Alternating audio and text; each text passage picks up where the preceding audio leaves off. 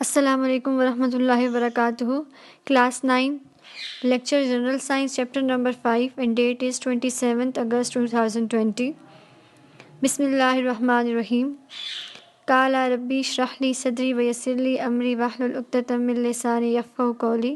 ربی زدنی علما. السلام علیکم students, I hope you all are fine. First of all, we will discuss the essay laws of the topic, and today our topic is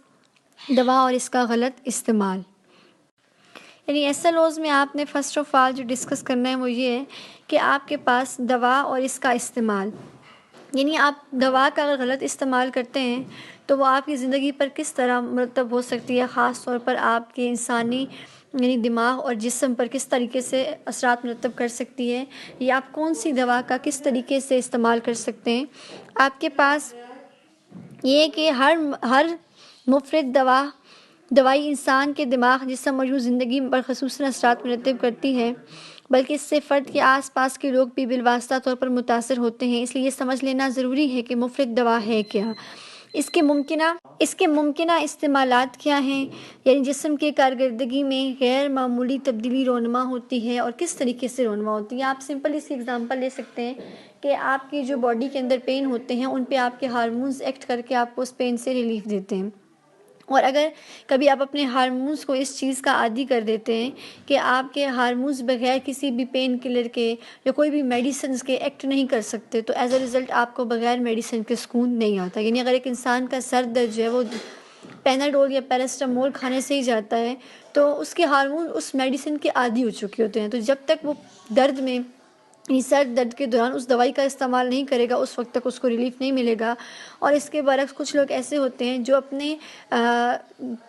pain کو اپنے hormones کے action پہ چھوڑ دیتے ہیں کہ تھوڑی دیر بعد ان کو آرام آ جاتا ہے، تو وہ اپنے ہارمونز جو ان کے ہوتے ہیں انہی کے اندر تبدیلی ہوتی ہے اور اس طریقے سے وہ ان کے ہارمونز جو ہیں وہ ان کے پین سے ریلیف دے دیتے ہیں. اگر کوئی مفرد دوا اس لیے استعمال کی جا رہی ہے کہ اس سے درد یا کسی اور تکلیف میں فاقہ ہو تو اس دوا کا جائز استعمال قصور ہوگا. یعنی کچھ دوائیں ایسی ہوتی ہیں جن کا آپ یوز اس لیے کرتے ہیں کہ آپ کی کسی بھی باڈی میں پین ہے، باڈی کے پارٹ میں پین ہے، یا آپ اس کو اپنے پین سے ریلیف کے لیے یوز کرتے ہیں، تو اس کا جو استعمال ہوگا وہ جائز ہوگا. لیکن اگر آپ کسی بھی میڈیسن کو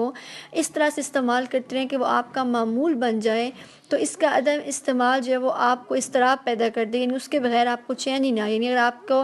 سر میں درد ہوتا ہے تو بغیر اس دوا کے استعمال کے آپ کا سر درد ٹھیک ہی نہ ہو، ٹھیک ہے، تو یہ پھر آپ اس دوا کے عادی ہو جاتے ہیں اور اس کا جو پھر استعمال ہوتا ہے وہ ناجائز سمجھا جائے گا. اس طریقے سے آپ کے پاس ڈفرینٹ مثالیں دی جاتی ہیں، جیسا کہ پیج نمبر 85 پہ دیا ہوا ہے کہ آپ ہیروئن ہے، آپ کے پاس چرس ہے، اس کے علاوہ الکوہل ہے. یعنی آپ اس دوائیات کے مسلسل استعمال سے ایڈکٹ ہو جاتے ہیں اور اس کے بغیر پھر آپ کا گزارا ناممکن ہو جاتا ہے. سب سے پہلے ہم بات کرتے ہیں ہیروئن کی. ہیروئن کڑوے ذائقے کا ایک سفید بھورا پاؤڈر ہوتا ہے. اس پاؤڈر کو دودھ، چینی، خواب آور گولیوں اور ایسی دوسری اشیاء میں ملا کر استعمال کیا جاتا ہے. اسے سگریٹ میں پیا یا انجیکشن کے ذریعے لیا جاتا ہے. اس سے جسم پر درج ذیل اثرات مرتب ہوتے ہیں. سب سے پہلے سانس اور دل کی دھڑکن کی رفتار سست ہو جاتی ہے. فشار خون بہت نیچے آ جاتا ہے. فشار خون سے مراد یہاں پہ بلڈ پریشر ہے، یعنی ایسے انسان کا بلڈ پریشر لو رہتا ہے. آنکھوں کی پتلیاں سکڑ جاتی ہیں. آدمی پر خواہ مخواہ نیند طاری رہنے لگتی ہے. صحت بتدریج گرنے لگتی ہے اور آخر اس کی موت واقع ہو جاتی ہے. یعنی آپ کے پاس جو یہ ہیروئن ہوتی ہے یہ آہستہ آہستہ جسم کے مختلف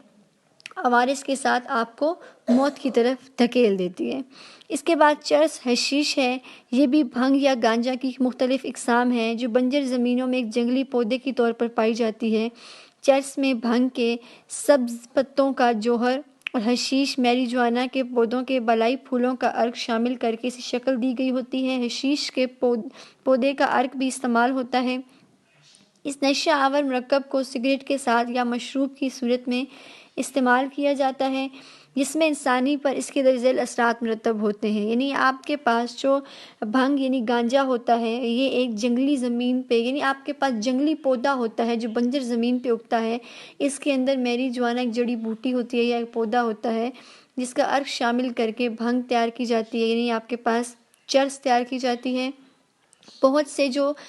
نشہ آور لوگ ہوتے ہیں، یعنی آپ کے پاس جو نشہ کرنے والے لوگ ہوتے ہیں، وہ کیا کرتے ہیں کہ اس کو سگریٹ کے اندر پاؤڈر فارم میں ہوتا ہے تو اس کو سگریٹ کے اندر ڈال کے پیتے ہیں، یا پھر اس کو کسی مشروب یا پینے والی چیز میں ملا کر استعمال کرتے ہیں۔ اور چرس یا حشیش کے مسلسل استعمال سے آپ کے پاس جو انسانی زندگی پر اثرات مرتب ہوتے ہیں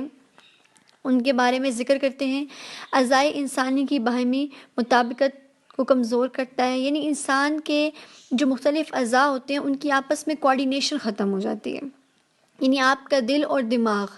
دونوں ایک وقت میں کام نہیں کر پاتا، یعنی کوارڈینیٹ نہیں کر پاتے آپ کے ڈفرینٹ اعضاء آپ کے دماغ کے ساتھ، آپ کے اندر فیصلہ کرنے کی صلاحیت کم ہونے لگتی ہے۔ جو لوگ مسلسل اس کا استعمال کرتے ہیں ان کے اندر فیصلہ کرنے کی صلاحیت جو ہے وہ کم ہونے لگتی ہے، ان پر غنودگی، بھوک اور نیند طاری رہتی ہے، آنکھیں سرخ اور گلا خشک ہو جاتا ہے۔ سب سے بڑھ کر آدمی اس قدر سست اور وجود ہو جاتا ہے کہ عملاً معاشرے کے لیے بالکل ناکارہ ہو کر رہ جاتا ہے، یعنی اس کے مسلسل استعمال سے آدمی بالکل سست رہ جاتا ہے، یعنی اس کو اپنا وجود نہیں سنبھالا جاتا، تو پھر وہ اس طریقے سے معاشرے کے اندر تو اپنا کردار نبھا ہی نہیں سکتا، یعنی ایک شخص کے لیے اگر اپنا ہی وجود سنبھالنا مشکل ہے تو معاشرے کے اندر اپنا کیا کردار ادا کر سکتا ہے۔ اس میں منہ، گلے اور پھیپھڑوں کے متاثر ہونے کے خدشات بڑھ جاتے ہیں، اس سے اولاد پیدا کرنے کی صلاحیت بھی ختم ہو سکتی ہے، یعنی اس میں کیا ہوتا ہے آپ کے پاس کہ آپ منہ، گلے اور پھیپھڑوں کے متاثر ہونے کے خدشات بڑھ جاتے ہیں، یعنی آپ اگر کنٹینیوسلی چرس یا حشیش کا استعمال کرتے رہیں تو جو آپ کے جسم کے نازک اعضاء ہوتے ہیں جیسے پھیپھڑے، منہ، گلا، یہ متاثر ہونے لگتے ہیں، اور آہستہ آہستہ یعنی کسی قسم کا بھی نشہ ہے جو آپ مسلسل کرتے رہیں تو آپ کے ذہنی اعضاء، آپ کی جسمانی اعضاء ان کو کمزور کر دیتا ہے اور آہستہ آہستہ آپ کو موت کی طرف دھکیل دیتا ہے۔ نیکسٹ آپ کے پاس الکوہل ہے۔ الکوہل میں کیا ہوتا ہے کہ یہ آپ کے پاس بنتا کیسے ہے، اسے پھلوں، سبزیوں یا غلے کی خمیر سے تیار کیا جاتا ہے، یعنی گلی سڑی جو سبزیاں ہوتی ہیں، گلے سڑے جو پھل ہوتے ہیں یا پھر غلہ ہوتا ہے اس سے اس کو تیار کیا جاتا ہے۔ طاقت کی بعض دواؤں اور کھانسی کی شربتوں میں اس کی کچھ مقدار موجود ہوتی ہے، یعنی بہت زیادہ اس کی جو ڈوز ہوتی ہے وہ نقصان دہ ہوتی ہے، تو آپ کے پاس جو گھروں میں کھانسی کے شربت پائے جاتے ہیں یا پھر آپ جو طاقت کی دوائیں لیتے ہیں اس کے اندر اس کی کچھ مقدار شامل کی جاتی ہے، یعنی کچھ پرسنٹیج شامل کی جاتی ہے، یو کین سے 5% آف 90 اور یو کین سے 5% آف 100%، ٹھیک ہے، یہ 5% یا پھر وہ بھی آپ کے پاس پیور الکوہل نہیں ہوتا، وہ بھی اس کا سلیوشن ہوتا ہے۔ تو اب آپ کے پاس اس سے ہوتا کیا ہے کہ اس کو مسلسل اگر آپ نشہ آور دوا کے طور پر استعمال کرنا شروع کر دیں تو اس سے سستی اور غنودگی طاری ہو جاتی ہے اور سر چکراتا ہے، توجہ مرتکز نہیں رہتی اور چلتے پھرتے پاؤں لڑکھڑانے لگتے ہیں، یعنی انسان اپنے حواس کھونے لگتا ہے۔ جب انسان حواسوں میں نہیں رہے گا تو اپنے قدموں پہ کھڑا کیسے رہ سکتا ہے؟ اوبویسلی اس کے چلتے پھرتے قدم لڑکھڑانا شروع ہو جاتے ہیں۔ مسلسل استعمال سے بے ہوشی اور قے شروع ہو جاتی ہے اور درد سر ہو جاتا ہے، یعنی اگر آپ کسی شخص کو دیکھیں جو اس کو مسلسل استعمال کر رہا ہے تو ایز اے ریزلٹ کیا ہوتا ہے کہ وہ کچھ دیر بعد بے ہوش ہونا شروع ہو جاتا ہے، اس کو قے آتی رہتی ہے اور اس کے علاوہ اس کا درد سر ختم ہونے کا نام ہی نہیں لیتا۔ اس سے جگر یا دماغ کو نقصان پہنچ سکتا ہے، حتمی طور پر اس سے دل کی بیماریاں اور کینسر ہو جاتا ہے۔ منشیات ہے، اس کے بعد منشیات آپ کے پاس وہ تمام مواد یا اشیاء جو بیرونی محرکات کے خلاف رد عمل کی صلاحیت کو کمزور اور اندرونی درد یا تکلیف کے احساس کو کم کرنے کے سبب بنتی ہیں، نشہ آور اشیاء میں شامل ہیں، یہ افیونز، چرس اور بھنگ سے حاصل ہوتی ہیں۔